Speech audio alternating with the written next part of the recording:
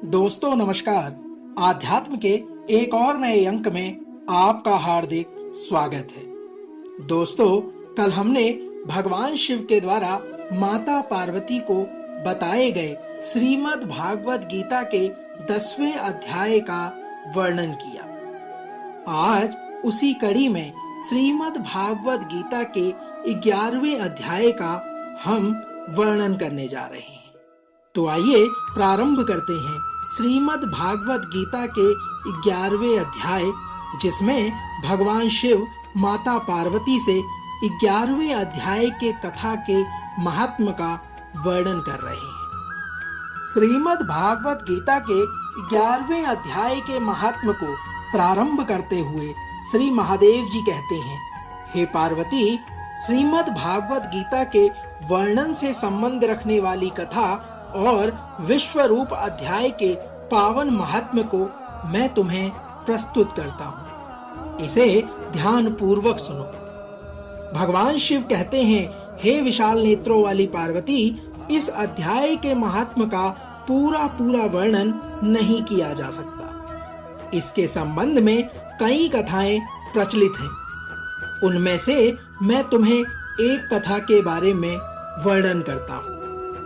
भगवान शिव कहते हैं, हे प्रिय, प्रणिता नदी के तट पर मेघंकर नाम से विख्यात एक बहुत बड़ा नगर है। उसकी चारों दीवार और द्वार बहुत ऊंचे हैं। वहां बड़े बड़े विश्राम गृह हैं, जहां सोने के खंबे उसकी शोभा बढ़ा रहे हैं। हे देवी, उस नगर में श्रीमान, सुखी, शांत, सदाचारी तथा जितेंद्रिय मनुष्यों का निवास है। वहां हाथ में सारंग नामक धनुष धारण करने वाले जगदीश्वर भगवान विष्णु विराजमान हैं। वे परब्रह्म के साकार स्वरूप हैं और उनका गौरव पूर्ण श्री विग्रह भगवती लक्ष्मी के नेत्र कमलों द्वारा पूजित होता है। हे देवी, भगवान की वह झांकी वामन अवतार की है। भगवान शिव आगे कहते हैं, हे प्रिय, मेघ के समान उनका श्याम वर्ण तथा कोमल आकृति है। वक्षस्थल पर श्री वत्स का चिन्ह शोभा पाता है और वे कमल और वनमाला से सुशोभित हैं। अनेक प्रकार के आभूषणों से सुशोभित हो भगवान वामन रत्न से युक्त समुद्र के सदृश जान पड़ते हैं। पीतांबर से उनके श्याम विग्रह की कांति ऐसे प्रतीत होती है मानो चमकती हुई बिजली से घिरा हुआ कोई मेघ शोभा पा रहा हो। उन भगवान वामन का दर्शन करके जीव जन्म और संसार के बंधन से मुक्त हो जाता है। भगवान शिव आगे कहते हैं, हे पार्वती, उस नगर में मेखला नामक महान तीर्थ है, जिसमें स्नान करके मनुष्य शाश्वत बैकुंठ धाम को प्राप्त होता है। वहां जगत के स्वामी, करुणा के सागर भगवान नरसिंह का दर्शन करने से मनुष्य के 7 जन्मों के किए हुए घोर पाप से भी उसे छुटकारा प्राप्त हो सकता है। जो मनुष्य मेखला में गणेश जी का दर्शन करता है, वह सदा दुस्तर विघ्नों से पार हो जाता है। भगवान शिव कहते हैं, हे देवी, आगे की कथा मैं तुमसे कहता हूँ। भगवान शिव कहते हैं, हे पार्वती, उसी मेघंकर नगर में एक श्रेष्ठ ब्राह्मण थे, जो ब्रह्मचर्य परायण, ममता और अहंकार से रहित, वेद शास्त्रों में प्रवीण, जितेंद्रिय तथा भगवान वासुदेव के शरणागत थे। उनका नाम सुनंद था। हे प्रिय, वे सारंग धनुष धारण करने वाले भगवान के पास श्रीमद् भागवत गीता के 11वें अध्याय विश्व रूप दर्शन का पाठ किया करते थे। उस अध्याय के प्रभाव से उन्हें ब्रह्म ज्ञान की प्राप्ति हो गई थी और वे परमानंद संदोह से पूर्ण उत्तम ज्ञानामी समाधि के द्वारा इंद्रियों के अंतर्मुख हो जाने के कारण वे निश्चल स्थिति को प्राप्त होते जा रहे थे और सदा जीवन मुक्त योगी की स्थिति में ही रहते थे। भगवान शिव कहते हैं, हे देवी, एक समय जब बृहस्पति सिंह राशि पर स्थित थे। तब उन महायोगी सुनंद ने गोदावरी तीर्थ की यात्रा आरंभ की। वे क्रमशः वीरज तीर्थ, तारा तीर्थ, कपिला संगम, अष्ट तीर्थ, कपिला द्वार, नरसिंह वन, अंबिकापुरी तथा कस्थनापुर आदि क्षेत्रों में स्नान और दर्शन करते हुए विवाद मंडप नामक नगर में आ गए। वहां उन्होंने प्रत्येक घर में जाकर अपने ठहरने के लिए स्थान मांगा, परंतु उन्हें कहीं भी स्थान प्राप्त नहीं हुआ। हे देवी, अंत में गांव के मुखिया ने उन्हें बहुत बड़ी धर्मशाला दिखा दी। ब्राह्मण ने साथियों सहित उसके भीतर जाकर रात में निवास किया। सवेरा होने पर उन्होंने अपने को तो धर्मशाला से बाहर पाया, किंतु उनके और साथी नहीं दिखाई दिए। वे उन्हें खोजने के लिए चल पड़े।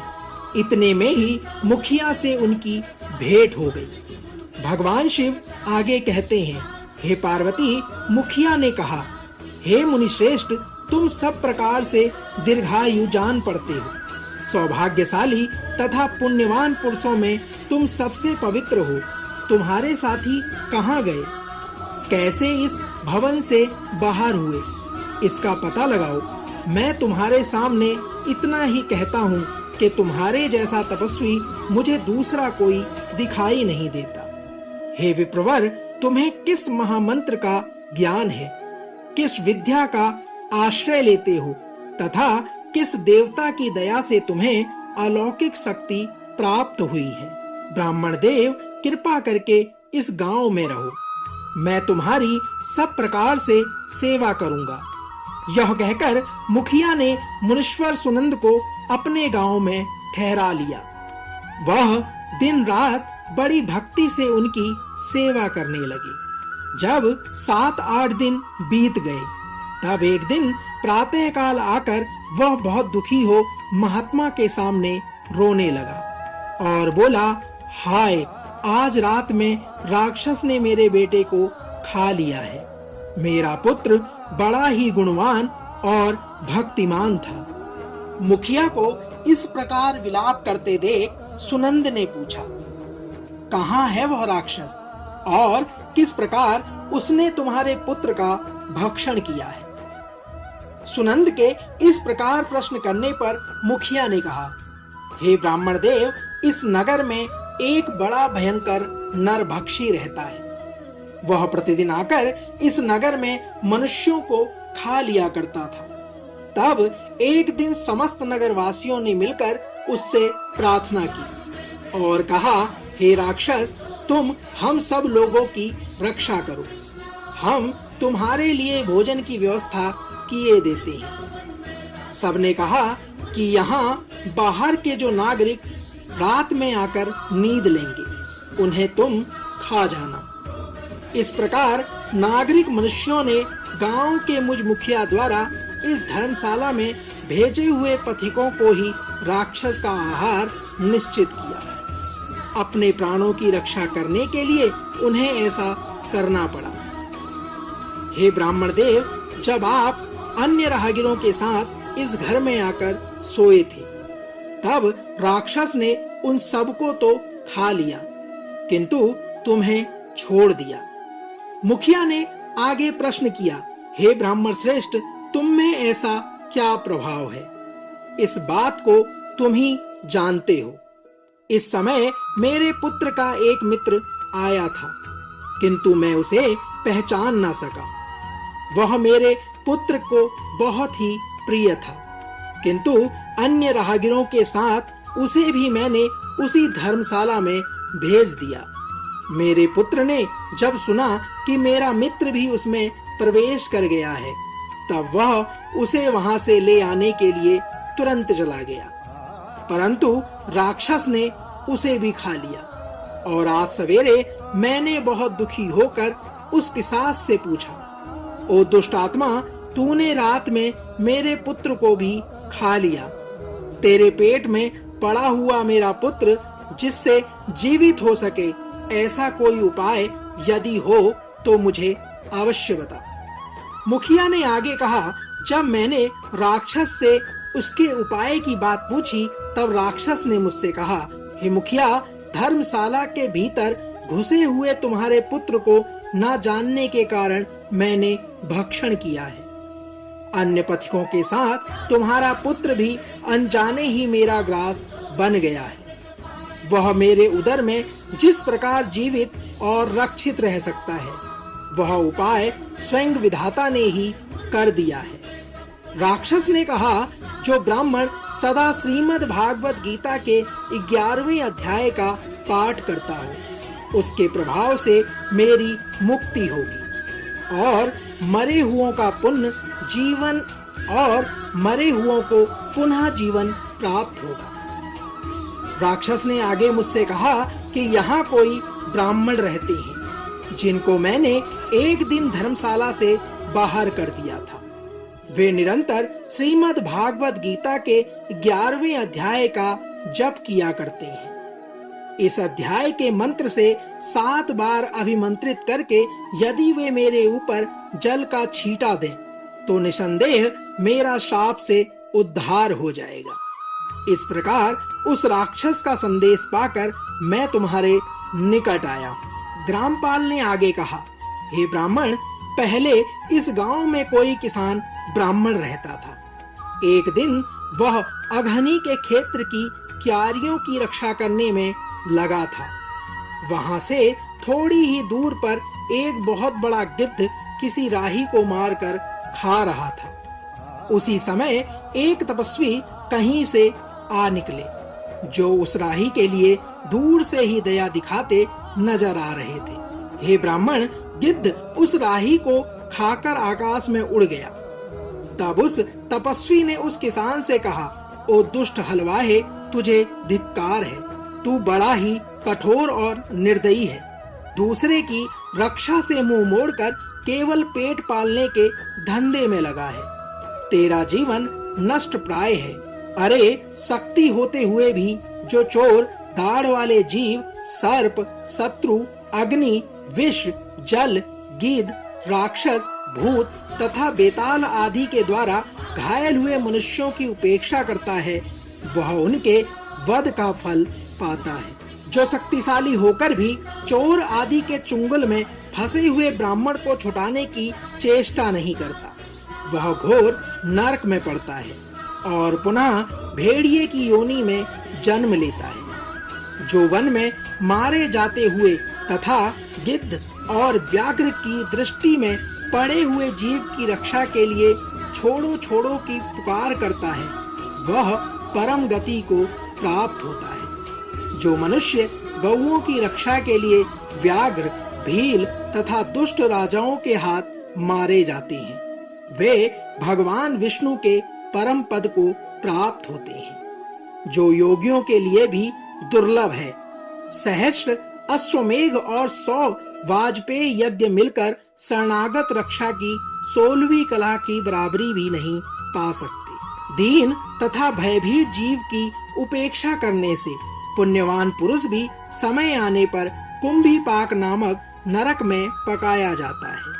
ब्राह्मण श्रेष्ठ ने आगे कहा, तूने दुष्ट गिद्ध के द्वारा खाए जाते हुए राही को देखकर उसे बचाने में समर्थ होते हुए भी उसकी रक्षा नहीं की, इसलिए तू निर्दयी जान पड़ता है।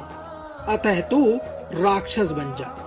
हलवाहे ने कहा, महात्मन, मैं यहाँ उपस्थित अवश्य था, किंतु मेरे नेत्र बहुत दूर से खेत की रक्षा में लगे थे, अतः पास होने पर भी गिद्ध के द्वारा मारे जाते हुए इस मनुष्य को मैं नहीं देख सका।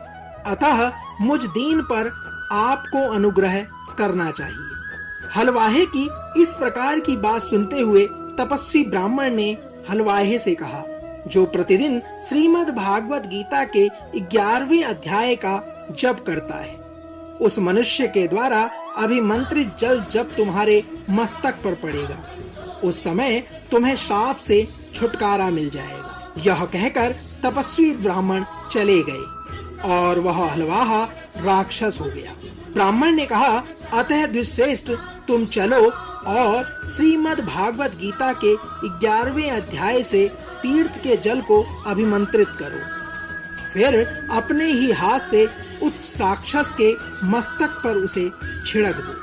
भगवान शिव कथा को आगे बढ़ाते हुए कहते हैं, हे देवी, मुखिया की यह सारी प्रार्थना सुनकर ब्राह्मण के हृदय में करुणा भर आई। वे बहुत अच्छा कहकर उनके साथ राक्षस के निकट पहुंच गए। वे ब्राह्मण योगी थे। उन्होंने विश्वरूप दर्शन नामक 11वें अध्याय से जल अभिमंत्रित करके उस राक्षस के मस्तक पर डाल दिया और श्रीमद् गीता के 11वें अध्याय के प्रभाव से वह शाप मुक्त हो गया। उसने राक्षस देह का परित्याग करके चतुर्भुज रूप धारण कर लिया तथा उसने जिन सहस्रों प्राणियों का भक्षण किया था वे भी शंख चक्र और गदा धारण किए हुए चतुर्भुज रूप हो गए। तत्पश्चात वे सभी विमान पर सवार हुए। जब सभी विमान पर सवार हो रहे थे तब मुखिया ने राक्षस से कहा, हे निशाचर, मेरा पुत्र कौन है, उसे दिखाओ। मुखिया के इस प्रकार के वचन कहने पर दिव्य बुद्धि वाले राक्षस ने कहा, ये जो तमाल के समान श्याम 4 भुजाधारी माणिक के मुकुट से सुशोभित तथा दिव्य मणियों के बने हुए कुंडलों से अलंकृत है, हार पहनने के कारण जिनके कंधे मनोहर प्रतीत होते हैं, जो सोने के भुजबंदों से विभूषित कमल के समान नेत्र वाले, हाथ में कमल लिए हुए हैं और दिव्य विमान पर बैठकर देवत्व को प्राप्त हो चुके हैं, इन्हीं को आप अपना पुत्र समझे। यह सुनकर मुखिया ने उसी रूप में अपने पुत्र को देखा और उसे अपने घर ले जाने की चाह करने लगा। यह देख उसका पुत्र हंस पड़ा और इस प्रकार के शब्दों का उच्चारण किया। पुत्र ने कहा, हे मुखिया, कई बार तुम भी मेरे पुत्र बन चुके हो। पहले मैं तुम्हारा पुत्र था, किंतु अब देवता हो गया। इन ब्राह्मण देवता के प्रसाद से बैकुंठ धाम को जाऊंगा। देखो, यह निशाचर भी चतुर्भुज रूप को प्राप्त हो गया है। पुत्र ने कहा, श्रीमद् भागवत गीता के 11वें अध्याय के महात्म्य से यह सब लोग श्री विष्णु धाम को जा रहे हैं। अतः तुम भी इन ब्राह्मण देव से श्रीमद् भागवत गीता के 11वें अध्याय का अध्ययन करो और निरंतर उसका जप करते रहो। इसमें संदेह नहीं कि तुम्हारी भी ऐसी ही उत्तम गति होगी। हे तात, मनुष्यों के लिए साधु पुरुषों का संग सर्वथा दुर्लभ है, वह भी इस समय तुम्हें प्राप्त है। अतः अपना अभिष्ट सिद्ध करो। धन, भोग, दान, यज्ञ, तपस्या और पूर्व कर्मों से क्या लेना है? तुम विश्वरूप अध्याय के पाठ से ही परम कल्याण की प्राप्ति कर लोगे। आगे पुत्र ने कहा, सच्चिदानंद स्वरूप श्री कृष्ण नामक ब्रह्म के मुख से कुरुक्षेत्र में अपने मित्र अर्जुन के प्रति जो अमृतमय उपदेश निकला था, वही श्री विष्णु का परम तात्विक रूप है। तुम उसी का चिंतन करो। वह मोक्ष के लिए प्रसिद्ध रसायन, संसार भय से डरे हुए मनुष्यों की आदि व्याधि का विनाशक तथा उनके जन्म के दुखों का नाश करने वाला है। मैं उसके सिवा दूसरे किसी साधन को ऐसा नहीं देखता। अतः तुम्हें भी उसी का अभ्यास करना चाहिए।